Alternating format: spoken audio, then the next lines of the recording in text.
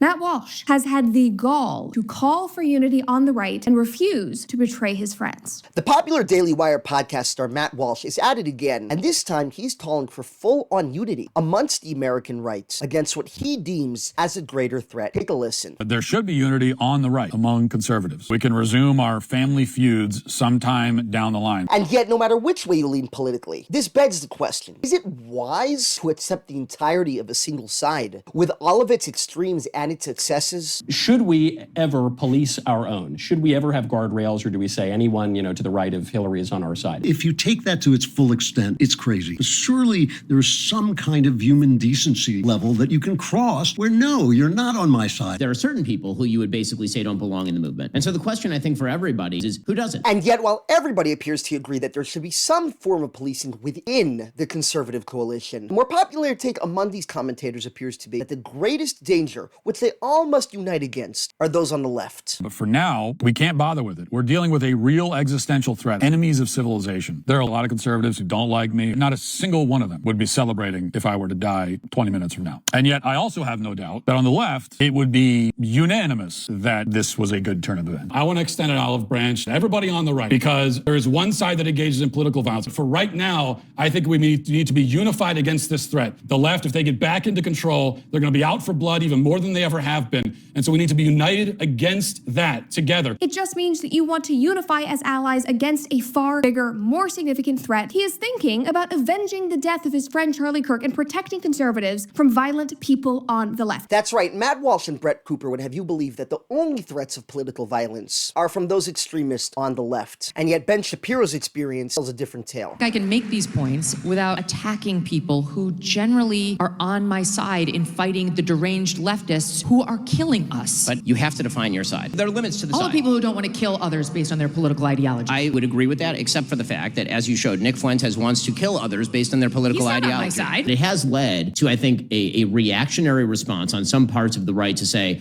there should be no policing ever at all on the right, that it's basically just pure my side versus your side. The problem I have, I don't think that's moral, because I think that there are things that get said on the right that are really, really, really ugly, and pretending those away doesn't make them go away. I know I have more security because of that, and it's not just from the left. I have lots of security from the left, and I also get lots of security from the right. Matt, I think a little bit earlier today you tweeted that kind of your litmus test is the people who are trying to kill you. I also have that litmus test. The difference is that I think that if somebody tries to kill you, Matt, there's a good shot that it's going to be a leftist. If somebody tries to kill me, I just don't know which direction the bullet is coming from at this point. Ben Shapiro has taken off the gloves and is firing back at his would-be allies within the conservative movement of the United States, and challenges them to think about the priorities that they themselves have set out to uphold. You see, this feud among the American right blew up recently after somebody who openly admires Hitler openly calls for the Jews to be expelled from the United States of America, and openly jokes about murdering Ben Shapiro on a live stream, has been normalized and whitewashed by alternative media characters such as Tucker Carlson and Dave Smith. And yet, the refusal to condemn Tucker has been nearly wall to wall. Why is the importance of preserving the lives of those on the American right only a priority when the threat comes from the other side? Well, Tucker's response is more or less predictable. So what do you say to those people who say, why didn't you raise any of that? Do your own interview the way that you want to do it. You're not my editor.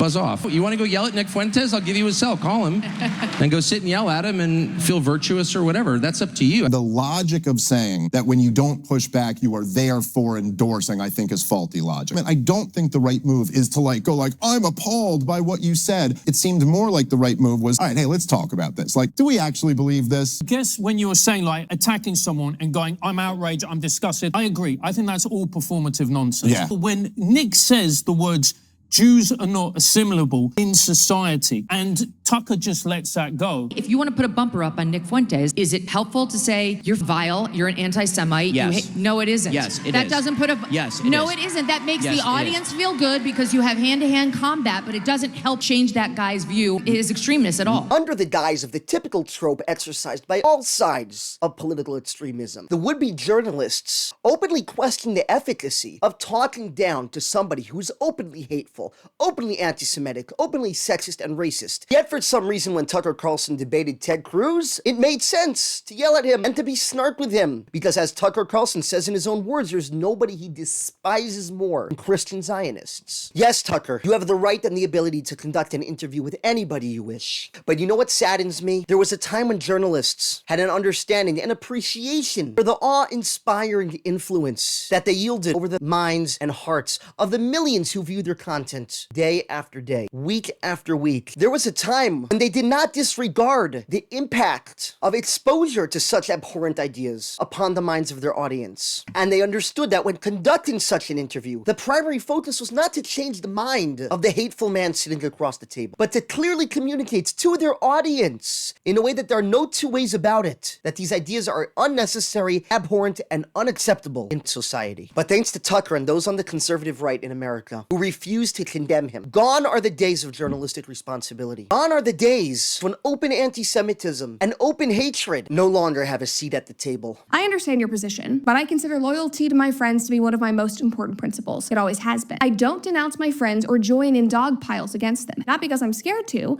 but because I consider it an act of treachery. Loyalty matters. When someone I know personally, who I have helped and supported, who would call me on the phone anytime, chooses instead to condemn me in front of the world, I consider it an unforgivable betrayal, and I won't do it to anyone else. Charlie would not be morally blackmailed into attacking his friends or canceling his friends, and that is exactly what is happening to Matt Walsh. That is exactly what has been happening to Megyn Kelly, and that is what they are very publicly pushing back against. And so if you are angry with Matt, if you are angry with Megyn or me or whoever for continuing to be friends with somebody who goes against your values or pisses you off on a daily basis, again, that is fine. That is your prerogative. It simply means that we have different values. And these days, if you don't condone someone, that automatically means that you align with every single one of their values, when maybe it just means that you value them as a friend. How touching. But is Ben Shapiro not your friend? Are the Jews who seem to be on the wrong end of every wave of nationalism and every wave of hatred, are they not your friends? Or do some friends matter more than others? I know many people tend to see us Jews as alarmists. Sometimes we're accused of seeing the Holocaust everywhere. Sometimes we're accused of seeing persecution where it doesn't exist. Or else, perhaps we've just chosen to become students of history. Perhaps we have learned the hard way that just as Rome was not built in a day, so too was it not torn down in a day. Perhaps we have documented well and true what signs to look out for when hate begins to rise and society is no longer in a place to recognize it. And Brett, while I'm sure your intentions are pure and noble, and all you want is to be loyal and true and good, allow me to share with you something that we have learned from history. What starts with anti-Semitism, what starts with the Jews, never ends with the Jews. It pains me to say this,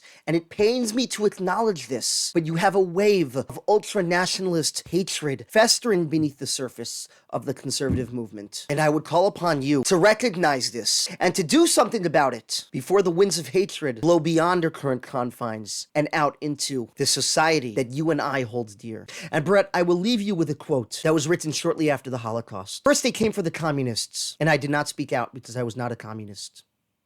Then they came for the socialists, and I did not speak out because I was not a socialist. Then they came for the trade unionists, and I did not speak out because I was not a trade unionist. Then they came for the Jews, and I did not speak out because I was not a Jew. Then they came for me, and there was no one left to speak out for me. Is now the time to remain silent out of fear of losing your friendship? Or is now the time to speak out against hate, bigotry, and against anti-Semitism? Is now the time to speak out for the future of a loving, good, and peaceful America? Because I, like you, believe that that is worth preserving.